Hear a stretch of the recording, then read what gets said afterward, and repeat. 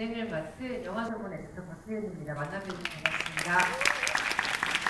네, 여러분, 아마 원작을 진짜 재밌게 보셔서 소설, 영화를 보러 온 관객들도 계실 거고, 영화를 먼저 보신 관객분들도 계실 거예요.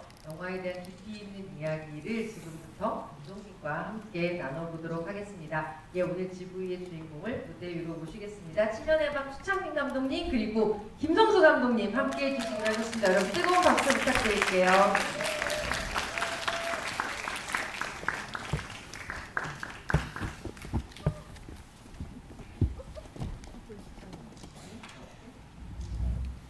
예, 앉아서 인사하시죠. 예, 추창민 감독님 먼저 인사 부탁드릴게요. 네, 저는 7년의 밤 감독관 추천입니다. 이렇게 만나뵈서 반갑습니다. 네, 감사합니다.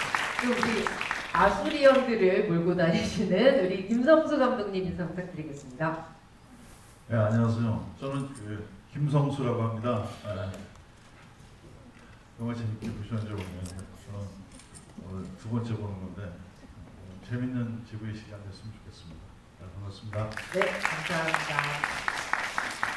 영화 7년의 밤 같은 경우는 저는 이제 영화를 저도 2번 봤는데요. 보고 나서 추창민 감독님이 말씀하신 것 중에 그 부분이 제일 인상에 남았어요. 그러니까 그 어떤 악행의 이면들에 가라앉아 있을 것 같은 그러나에 대한 이야기를 영화를 통해서 하고 싶으셨다 이런 얘기를 좀 해주셨는데 영화를 보니까 그게 어떤 느낌인지 좀 알 것 같더라고요. 그러니까 예를 들면 정유정 작가의 소설은 우연히 끔찍한 살인을 저지른 어떤 선한 인간 그리고 굉장히 나쁜 인간 같은데 우연히 피해자가 된 그 악한 인간의 마음 이 두 개가 부딪혔을 때 생기는 이야기들을 좀 끌고 나간다면 저는 7년의 밤은 그 사람들의 마음속 안을 들여다보는 이런 작품이 아닐까라는 생각을 했습니다. 많이 결이 다르다고 생각했는데 이런 연출 의도를 조금 더 깊게 설명해 주신다면 감독님 어떠실까요?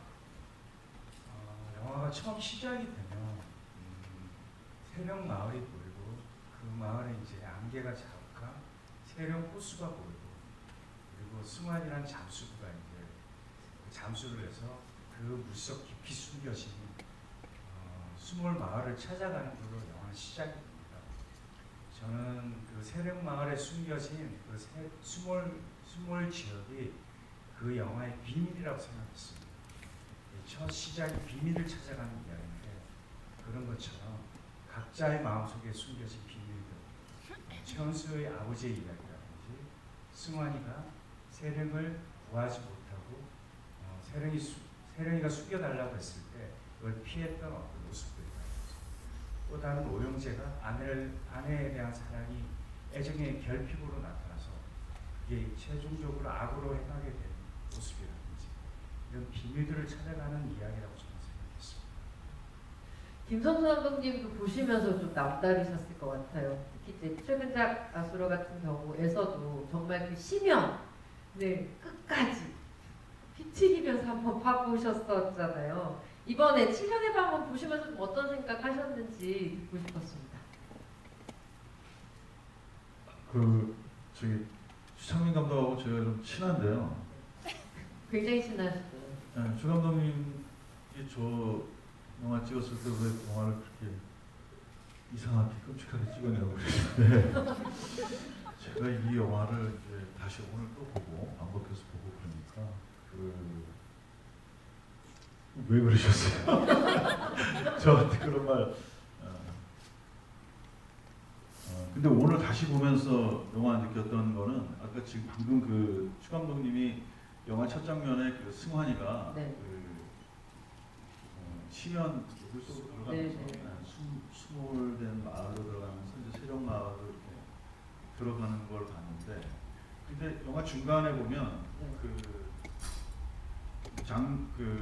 딸이 세령이가 위기에 빠지고 그랬을 때 다시 그 장면이 반복되면서 승환이가 이제 마침내 그 우물을 찾아내는 장면이 나오더라고요. 그래서 그 우물은 사실은 그 승환이랑 연관된 게 아니라 그 서원이의 아버지 그러니까 최연수의 아버지가 그 자살한 인물이기 때문에 이 영화의 앞부분에서 그렇게 그 스몰된 장면으로 깊이 들어가는 거는 오히려 이게 이 영화를 보면 좀 이렇게 어떤 악의 시면, 악의 근원 이런 인간들한테 그런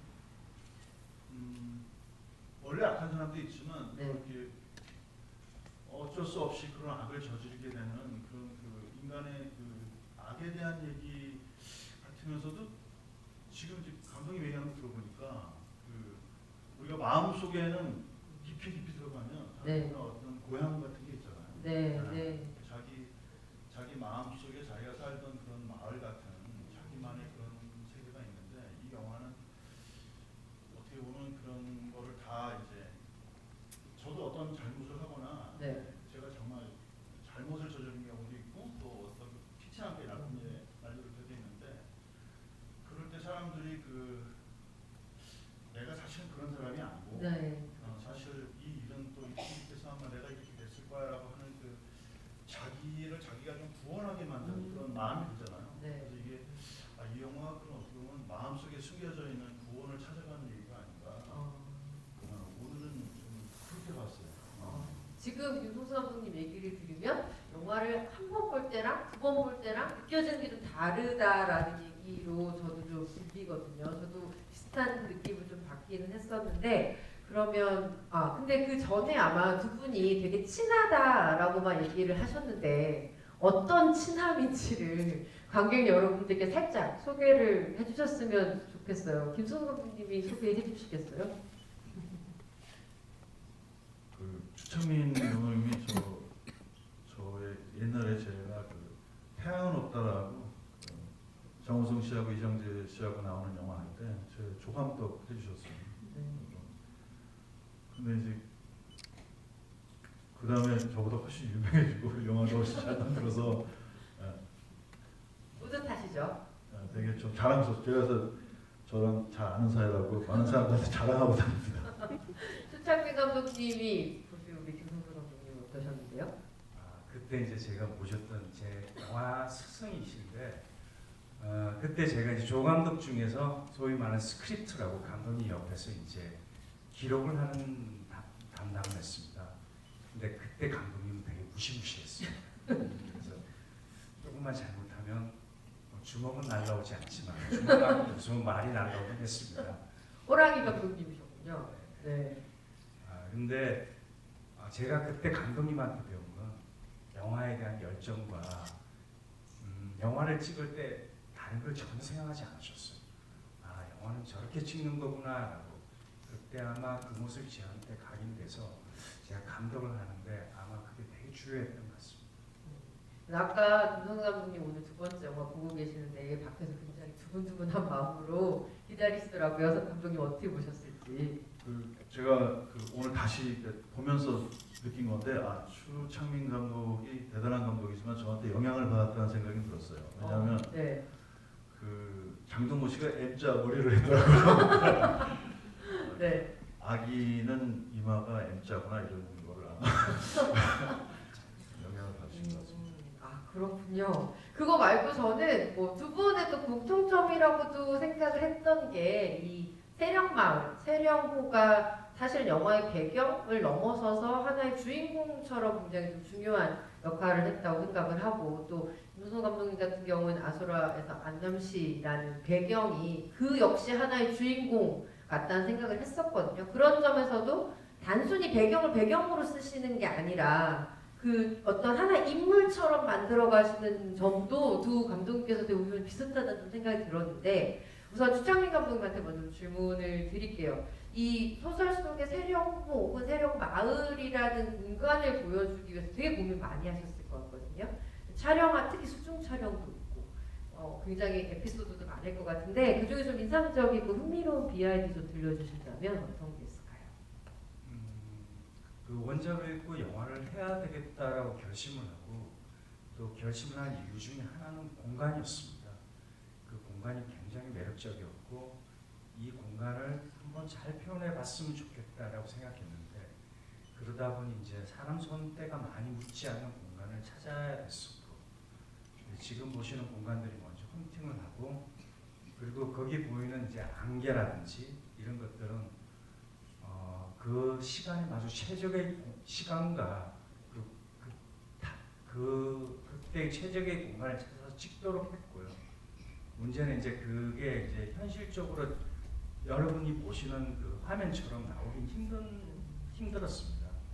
그래서 이제 그러다 보니 이제 특효팀이 거의 카메라 가까이나 특정한 부분에는 스모그 모션으로 안개를 뿌렸고, 그리고 최종적으로 마지막으로는 이제 컴퓨터 그래픽으로 전체적으로 톤을 맞췄습니다. 그래서 실질적으로 라이브하게 찍힌 건 대부분 찍혔고요. 거기에다 특효팀이 스모그 모션과 아니면 컴퓨터 그래픽으로 전체적인 톤을 맞추고 그렇게 했고, 수중 장면 같은 경우는 수조 세트라고 해서 한국에 있는 수조 세트는 그렇게 헐리우드처럼 크진 않습니다.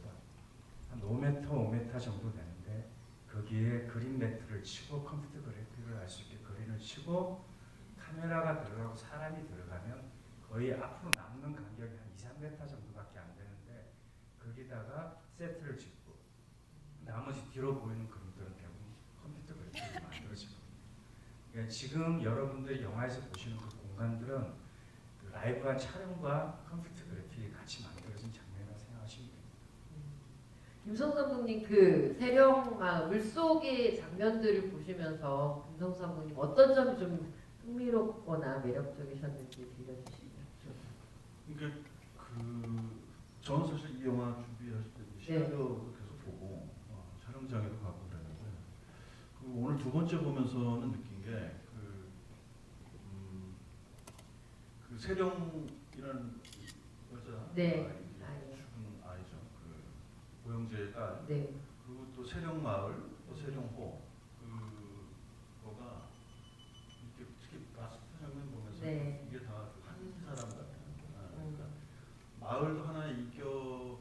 실제로 맨 처음에 그 정석용 씨가 이제 그 마을에 대한 얘기를 하잖아요. 네. 그런데 실제로 영화를 보면서는 그 세령이하고 세령마을하고 세령호하고는 다 이렇게 하나의 그 혼용된 인격 같은 생각이 들었어요. 그리고 특히 그 오영재도 딸에 대한 미안함, 네. 또 죄송함, 그 굿하는 장면에서 네. 이렇게 그 장면이 좀 압권인데 맨 마지막에 이렇게 고개를 탁 숙이고 우는 장면이 나오는데 그때 이 영화를 시작해서 처음으로 뭔가 이렇게 그 오영재 편안하다고 하면 뭐하지만 뭔가 이렇게 내려놓은 얼굴 같은 게 있어요. 마지막 네, 셔츠가. 맞아요. 그게 그 세령이가 생각하면서 하는 말인데 저 표정 같았는데, 그리고 마지막에 또 그 최연수도 세령이에 대한 그러니까 용서해주고 오잖아요. 그렇죠. 그리고 그 승환이도 그 아이한테 미안함이 네. 자기가 보여줄 수 있는데, 그렇죠. 근데 사실 그것 때문에 서원이를 또 구하게 되고, 네. 서원이가 나중에 차에 빠졌을 때도 또 세령이가 와서 도와주고. 네. 그래서 그러니까 그 영화 전체가 그렇게 설계가 돼 있는 거예요. 그래서 제가 아마 영화 처음에 봤을 때도 오늘 보니까 확연하게 저 세령이랑 저 마을과 하나가 되는 그런 느낌 받았습니다. 어떠세요, 감독님께서는 지금 이런 해석을 들으시니까? 굉장히 해석을 잘 해주신 것 같고요. 좀 전에 이제 감독님이 말하신 것처럼 저는 이 영화가 이제 그 악행이 있다면 악행의 이면이 뭘까라는 걸 한번 들여다보는 영화였습니다. 그 이제 악을 변명해주고 싶진 않았고요. 변명해주기보다는 그래도 우리가 모두 손가락질하는 악의 이면은 뭐가 있을까? 그 원작의 그 원작을 보고 제가 이제 이 영화를 해야 되겠다라고 생각했던 이유 중에 하나가 그 정유정 작가님이 쓴 그 작가의 말 중에 네. 사실과 진실 사이에는 그러나라는 게 있다라고 하셨거든요. 그러나 우리가 현상을 보고 그냥 단순히 모든 것들을 판단하고 생각하는데 그 이면에 숨겨진 그러나가 뭘까? 그래서 그 오영재의 그러나가 뭐고 최연수의 그러나가 뭘까? 그렇게 이제 좀 더 그 악의 이면을 한 번쯤 우리가 외면하고 싶은 그 악에 대해서 이면을 들여다보면 세상을 바라보는 방식이 조금 더 다를 수 있지 않을까라고 생각했던 거예요. 네. 그 밖에서 잠깐 감독님이랑 그런 얘기를 했는데 뭐 광해도 같이 보신 관객분들 계시고요. 감독님의 영화 속의 인물들은 대부분 참 선해요. 성선설을 증명하는 듯한 인물들이거든요. 그런데 지금까지 그런 성선설의 인물들로 영화를 만들어 오신 감독님이 정말 성악설을 증명하기 위해서 태어난 것 같은 이런 인물들을 영화로 옮기시면 어떤 다른 모습이 드러날까 저도 되게 궁금했는데 감독님도 그 점을 굉장히 매력을 느끼고 이 작품을 되게 고심 끝에 연출을 하셨다는 얘기를 하시더라고요.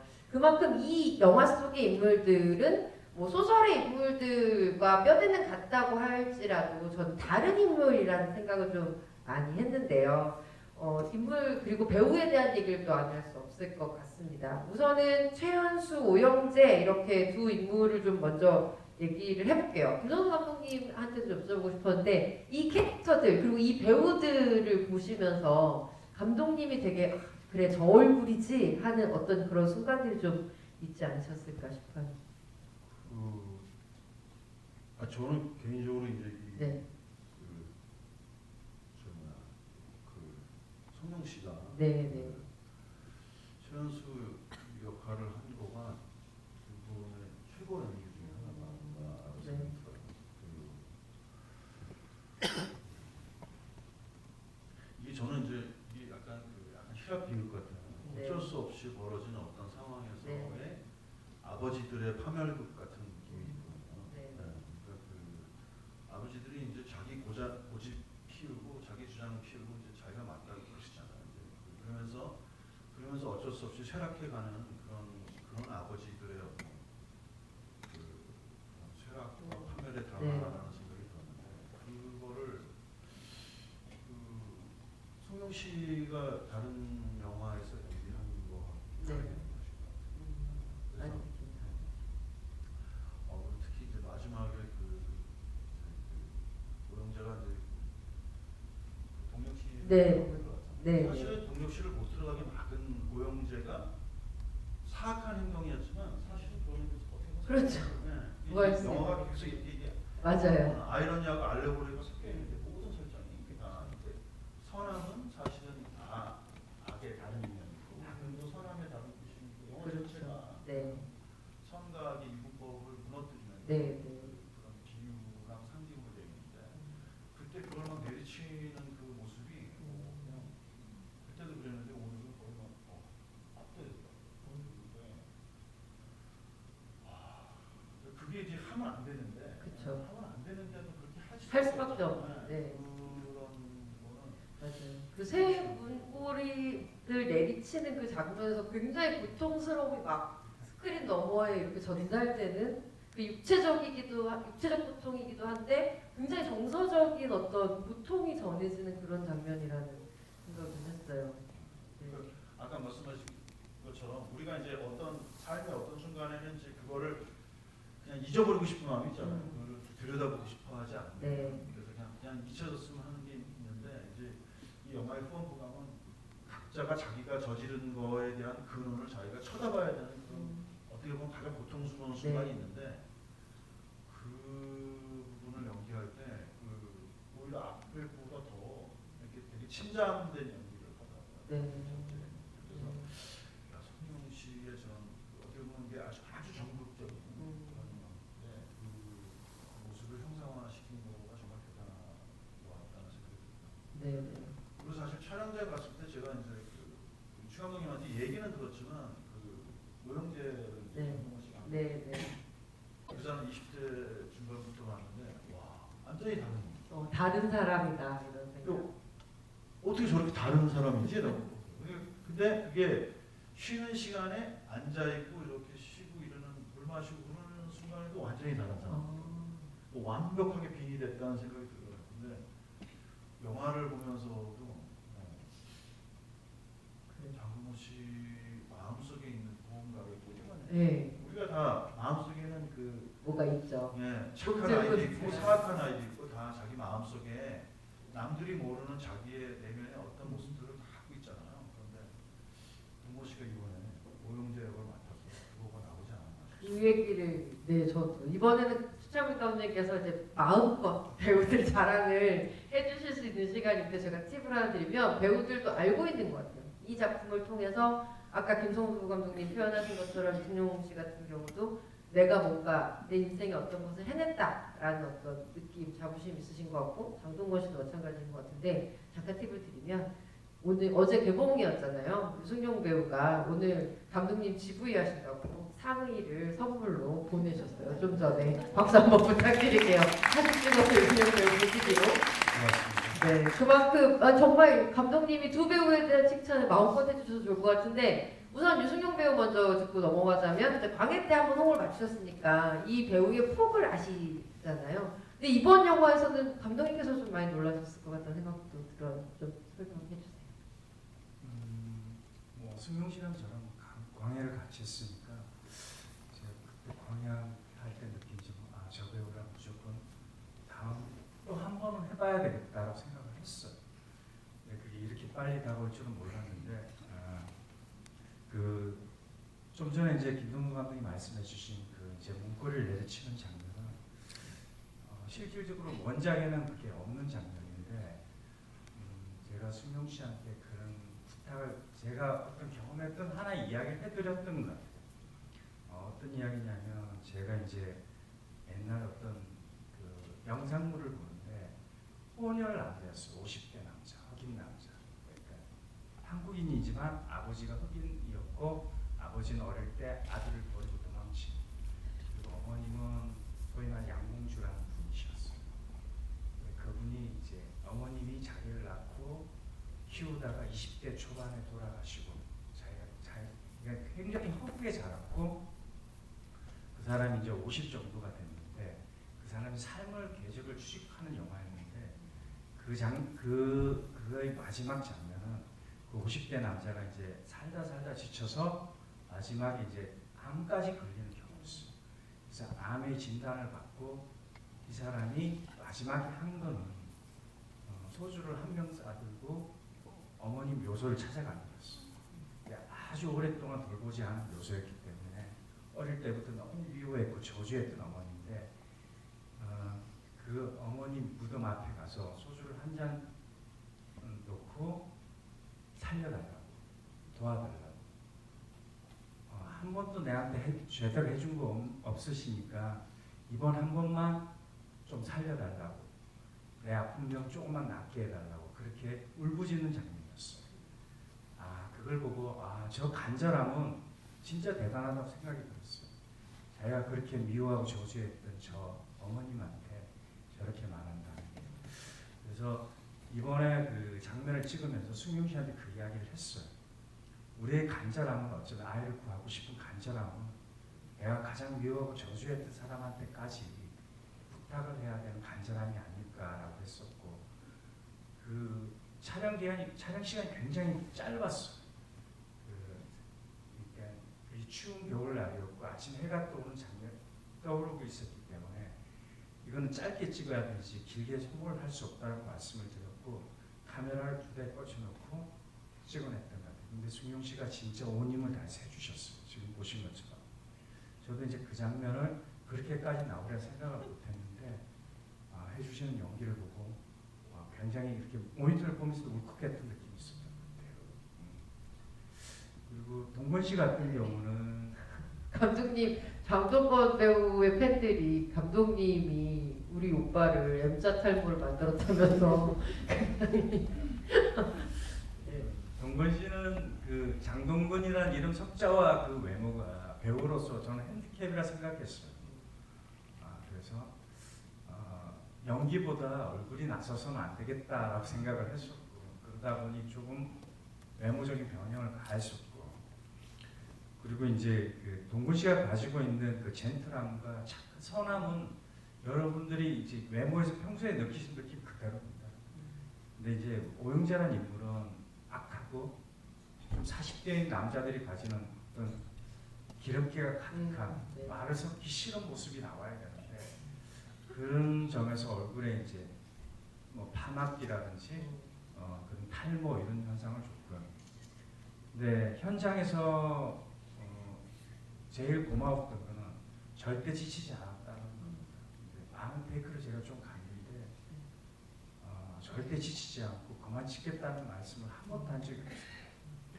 그 춤추는 장면 같은 경우 네. 이제 그게 촬영된 장면을 화면에서 보시면 되게 어두운데 실제로 촬영 아침부터 한 장면이에요.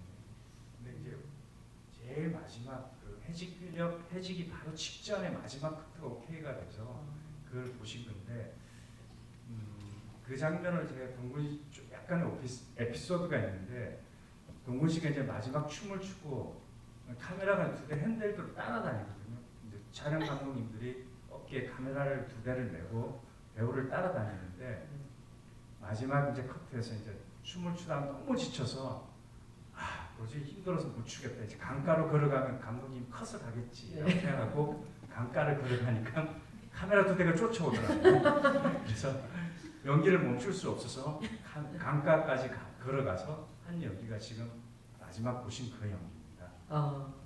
그 생각해보니까요, 두 감독님의 공통점이 또 있으십니다. 대한민국 영화사에서 가장 잘생긴 두 배우의 얼굴을 가장 망가뜨려 놓는 혁혁한 공을 세운 두 감독님이신데, 저는 감독님들끼리 되게 궁금했어요. 그러니까 저 배우가 잘생겼다 못생겼다 사실 영화 안에서 별로 중요한 게 아니잖아요. 내가 만들어낸 그 인물이냐, 그걸 보시는 게 아마 제일 중요하셨을 것 같은데, 그렇게 멋진 배우들이 내 화면 안에서 딱 내가 원하는 그 망가짐이라고 해야 되나요? 그 얼굴이 딱 드러났을 때 감독님도 어떤 생각이 먼저 딱 드세요? 모니터 보시면서?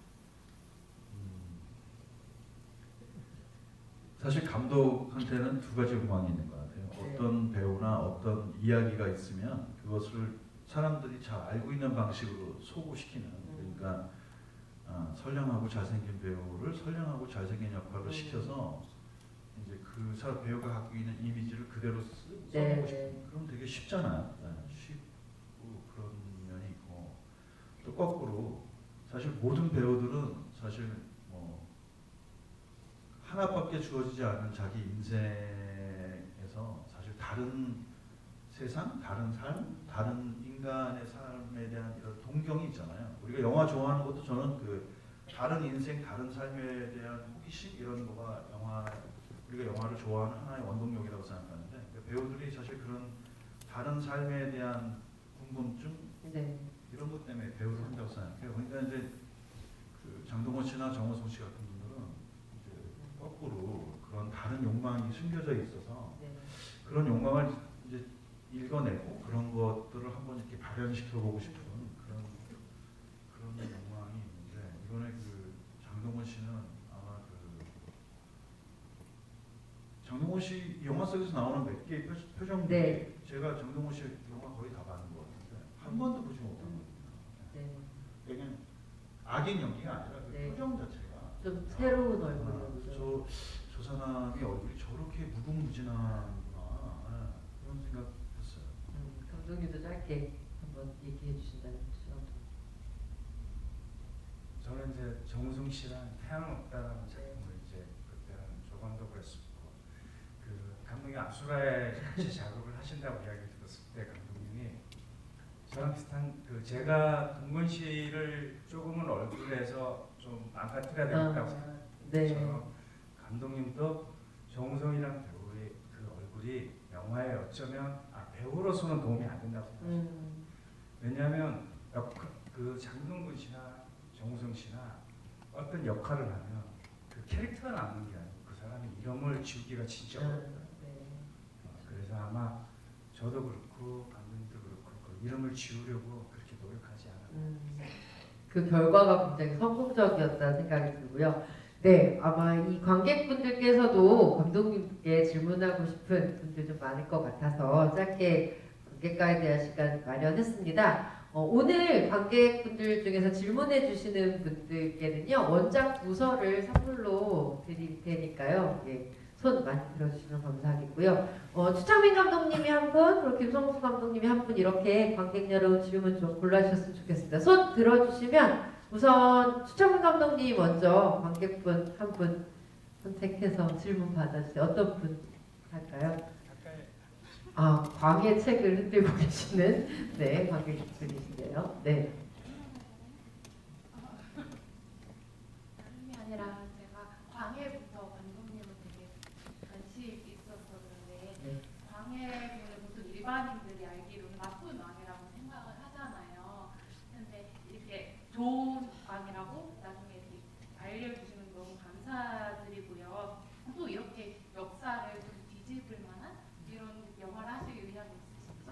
역사적인 이야기 차기작으로도 혹시 관심 있으신 게 있으신지?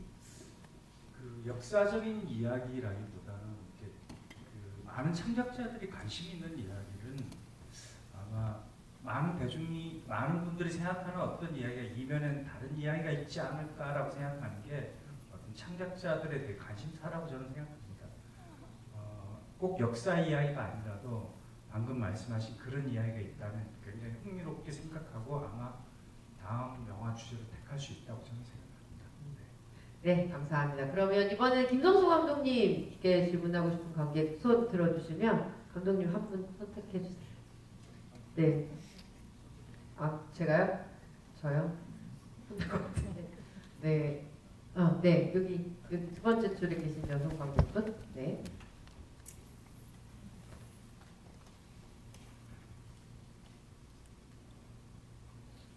네, 안녕하세요. 이거를 김성수 감독님한테 질문을 드려도 될지 모르겠는데 이거 7년의 밤 보면서 조금 궁금했던 게 그 최연수가 그 소녀를 죽이고 난 다음에 계속 그 과거 아버지를 몽유병을 네네. 하면서 그 아버지를 계속 뒷모습을 쫓아가는데 그 해상 장면에 보면 아버지 신발을 그 우물에 빠뜨리잖아요. 근데 자기는 신발만 빠뜨렸는데 나중에 결국 아버지가 죽었는데 최연수는 진짜로 그 아버지의 죽음에 관계가 없는 건지 어떻게 생각하시는지. 네. 네. 그리고 한 가지 더는 그 최연수의 아내랑 오영재의 아내가 같은 방법으로 죽었던데 그게 혹시 자살인지 파살인지 좀 약간 궁금했거든요. 혹시 오영재가 죽은 게 아닌가 약간 그런 생각이 좀 들어서 그 두 가지 질문 드리겠습니다. 감독님은 어떻게 보셨는지. 그래서 저는 그 오영재가 그 화영이라고 한 자기 네. 화영 그 네. 아내를 죽였다고 생각하지는 않아요. 왜냐하면 그 사람 뭐 그렇게도 나쁜 사람이지만 그 마지막에 그 고금표 씨를 태우고 서원이를 태우고 차에 운전하면서 하는 얘기를 보면 네. 그 사람도 누군가한테는 사랑받고 인정받고 이렇게 하고 싶었던 마음이 있었던 것 같아요. 말하는 걸 그런 거 보면 그 자기 딸의 죽음을 듣고 그 여자가 스스로 목숨을 끊은 것 같고 화영이라는 아마 마지막에 잠깐 나오지만 그 사실 이 영화에서는 그런 도가 많잖아요. 그 최연수의 아버지도 그러고 또 최연수 자신도 그 자기 아들에 대해서 더 이상 이제 뭔가 나로 인하여서 뭔가 자꾸 회자되는 걸 끊기 위해서 먼저 죽잖아요. 그러지 않았을까 싶어요. 오영재가 죽였다기보다는 네, 감독님 최창훈 감독님 답을 해주시면 될 것 같습니다. 네. 그 질문 또 하나 더 있어요. 네. 그 아버지의 죽음. 그렇죠.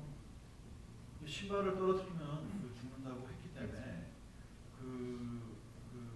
그런 행동을 한 거잖아요. 물론 아버지는 그러진 않았을 거고 왜냐면 네. 그 아버지가 무섭잖아요. 팔이 하나밖에 안 계신 분이지만 그런데 나중에 그 최은수가 태령이를 죽인 다음에 그 자기가 신발을 벗어서 던지잖아요. 세상머리다. 그런 행동을 보면 최은수 자신은 자기가 아버지의 죽음에 직접적으로 관여하지 않았지만 자기 때문에 아버지가 죽었다는 어떤 원죄의식이 있는 것 같아요. 그렇죠. 감독님 추가로 조금 보충 설명해 주시면. 사람들한테는 다 갖고 있는 죄의식이 있다고 생각합니다. 이제 크던 작든 그리고 이제 제가 이제 심리학적으로 이렇게 조금 이번 영화를 공부를 하니까 어떤 범죄를 저지르거나 어떤 잘못된 현상을 나타날 때는 항상 그 사람의 과거로 들어가더라고요. 그 이유가 발생한 게 뭘까? 어릴 때 학대받은 기억들, 아니면 부모님이 어떻게 두 분의 관계가 어땠는지 뭐 이런 것들로 다 들어가는데 최은수라는 인물이 결과적으로 세령이를 교통사고는 누구나 낼 수 있다고 생각합니다. 근데 그 아이를 유기하고 시체를 유기하고 결과적으로 더 큰 악행을 저지르게 된 이유는 누구나 다 그렇게 행동을 하지는 않다고 생각합니다. 그런데 최은수가 악이어서 그런가? 저는 또 그것도 아니라고 생각했습니다. 어쩌면 그가 받은 유산, 그 유산이 너무나 안 좋은 유산들, 그리고 어쩌면 최연소라는 인간은 못 배우고 어리석고 머리도 좋지 않을 거라고 저는 생각해요. 그리고 부모로부터 물려받은 유산도 좋은 게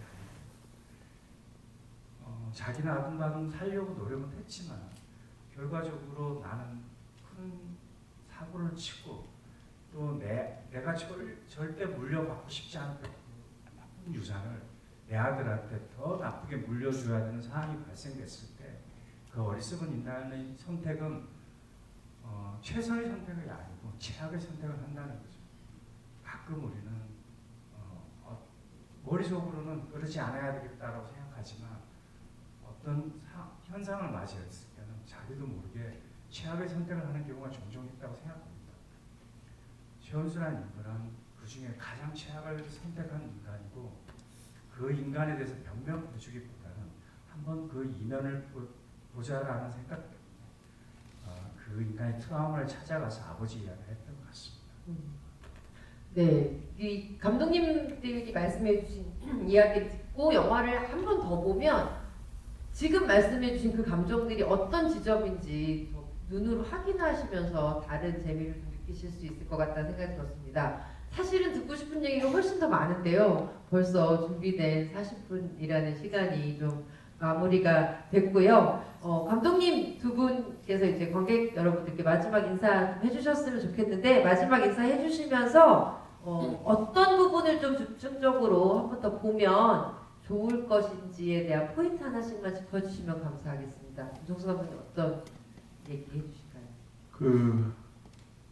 저는 이 영화 처음 시작할 때 이를테면 좀 친한 사이니까 그 시나리오도 서로 보여주고 이제 아까 말씀드린 네. 장동건 씨나 뭐 정우성 씨 캐스팅할 때도 서로 물어보고 그랬거든요. 그런데